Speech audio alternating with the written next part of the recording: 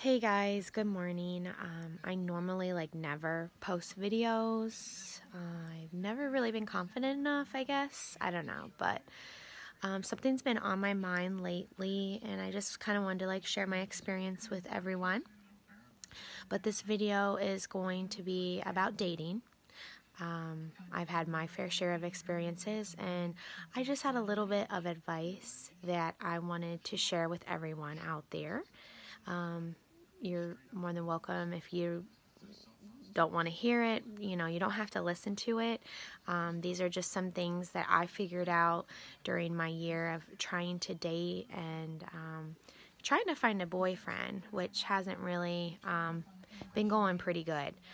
But anyways, so this is going to focus on online dating. I normally just use Tinder or Bumble. I kind of stayed away from Tinder because I felt like Tinder is more for hookups and not for actual dating. And I moved more towards Bumble, but as my experience went with trying to get to know people from Bumble, they're both really the same. So anyways, one thing as a grown woman, I'm 28, I have found that it is really hard to find genuine people out there. And what I mean by that is people who truly mean their word. So for instance, my rule to number one through all of this is, rule number one, be careful, have your guard up whenever you're dating online. If you're texting somebody, and they tell you everything that you want to hear and you feel like it's too good to be true, most of the time it's too good to be true. Most of the time people these days, I have learned in my experience, not saying that everyone is like this, but they will tell you everything that you want to hear just so that they look good with no intention of meaning any promises or any positivity. So that was my lesson one that I have learned. Let's see here. Lesson two, give me a second here. I have to think about it. Let's say you're trying to date somebody online and it's been a week, maybe going on 2 weeks, and they haven't initiated an actual meet and greet. I'm really sorry. My hair looks ratchet this morning. But anyway, if they have not initiated a meet and greet with you, if they're not excited about seeing you, taking you out, Netflix and chill, whatever that you had planned, run. Normally, that's a huge red flag. I mean, if someone's on a dating site, they know it's to date. So if they're not initiating a chance to see you, spend time with you, to genuinely get to know you, then that's definitely a warning sign. So make sure you always set that time frame up. So if you start talking to somebody, telling yourself, okay, I'm going to give this a week or 2 weeks, and if this person doesn't initiate a conversation with me, you have to be strong enough to just leave the situation. You should never have to beg somebody to see you. You should never have to tell somebody the importance of trying to see them. Men know that. Women know that. I mean, this is going to be more based on men, but men know. Number three, so if you add each other on social media and let's say their consistency has changed in their behavior. So let's say you go from talking every day to barely talking, and it started out, he initiated the conversation with you, and then a couple days goes by and you're noticing that maybe his words aren't the same way and maybe he's not trying as much. Red flag. Huge red flag. That right there is going to be your gut telling you there's something wrong.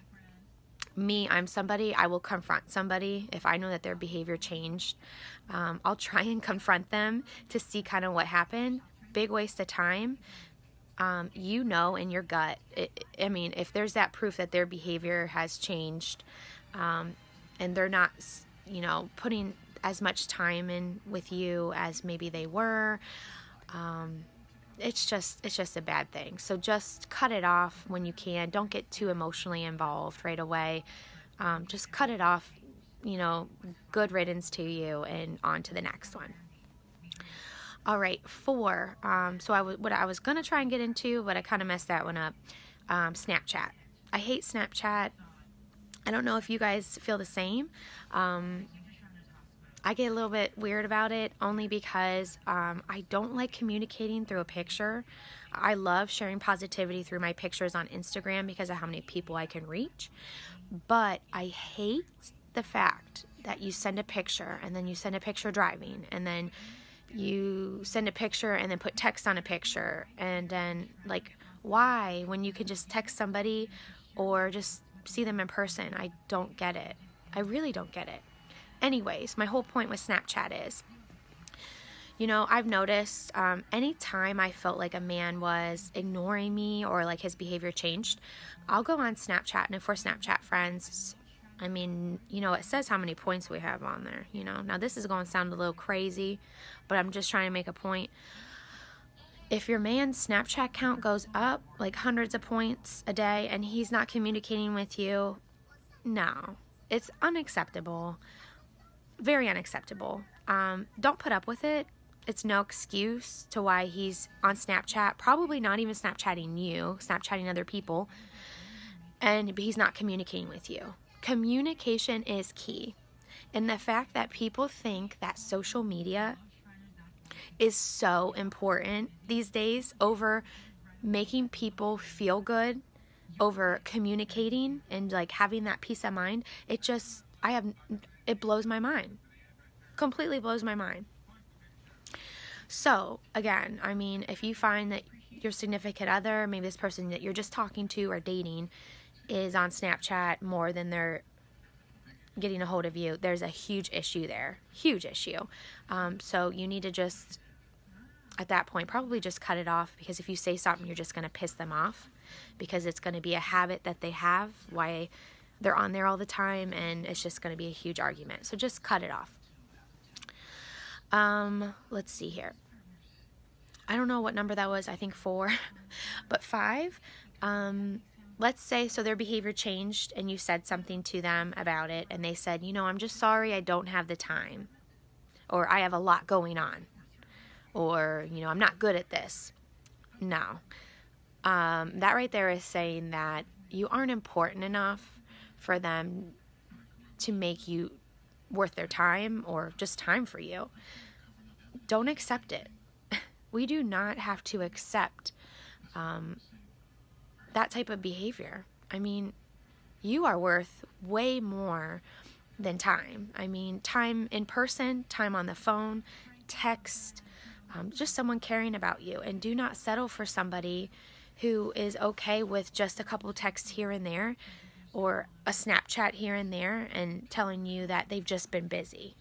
No, they haven't been busy. They just don't want to either commit, or they just don't even want to make time for you, or maybe there's someone else. But you don't need to think about all those things. You just need to end it before your heart breaks.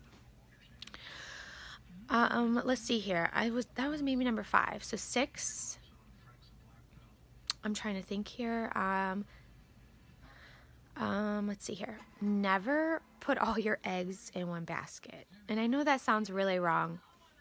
And how I mean this is, so this goes for if you have no boyfriend, girlfriend, like you have not made that connection yet. But, so if you haven't made that connection with somebody and you're just dating, which I have never really understood dating, so maybe this is where I went wrong and why I'm sharing with you. But apparently it's okay to talk to a whole bunch of different people at once. And when I say a whole bunch, like, I mean like 2, because I can barely keep track of 1. But, you know, you can talk to as many people as you want, but just don't focus your attention on one at a time until they prove to you that they truly care about you. Because what's going to happen is, something that's happened with me is I have been very transparent and open with people who didn't care about me. And then, you know, when you become transparent and open about things, you begin to grow attached to that person. And then when it doesn't work out, you have these terrible feelings. Why am I not good enough? You know, I opened up to this person about these personal things I've been through, and how could they not care about me? When really, I just shouldn't have done it. So lesson learned, don't share too much information at first, and do not put all your eggs in one basket. Kind of have a couple other people that you can talk to, that you can go out with. There's nothing wrong with it. I don't care what anybody says. No man, no woman, but no man owns you with just talking to you. They have to prove to you. They have to make you feel like you are the prize, ladies. You are the prize. And you know, I'm so tired in this day and age. We need to make our men work for it. We don't. We make it so easy for them to get whatever they want. We work so hard on ourselves and our bodies and our worth, and then we are so easily taken by their words when we need to let them prove with their actions and make us feel worthy, that they deserve to be in our lives because we are the prize. So yeah, I hope you guys enjoyed this. I'm really sorry. I just woke up and I kind of had some things on my mind that I really wanted to share with everyone.